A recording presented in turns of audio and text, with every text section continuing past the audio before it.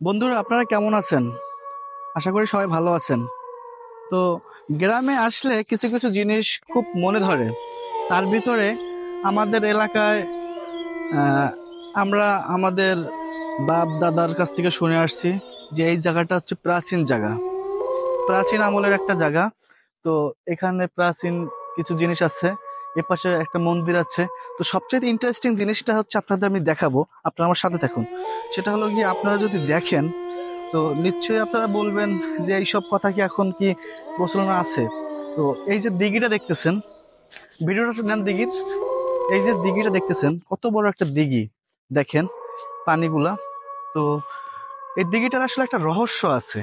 রহস্যটা শুনলে জানি না আপনারা কি মনে করেন। তো রহস্যটা আসলে সত্যি। এটা নাকি মা মনসা বাস করে, মাঝে মাঝে মা মনসা উঠে, হ্যাঁ, নির্দিষ্ট একটা সময়।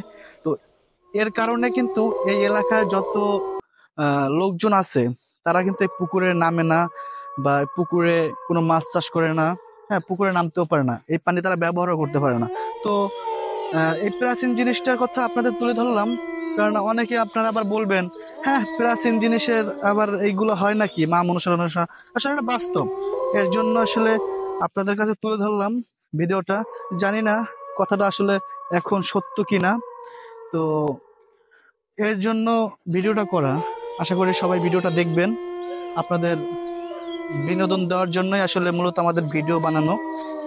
তো সবাই ভালো থাকবেন, দেখা হবে অন্য কোনো ভিডিওতে। তার আগে আমার এই ভিডিওটা লাইক কমেন্ট শেয়ার করে ছড়িয়ে দেবেন সবার কাছে, যাতে সবাইও দেখতে পারে। ভালো থাকবেন।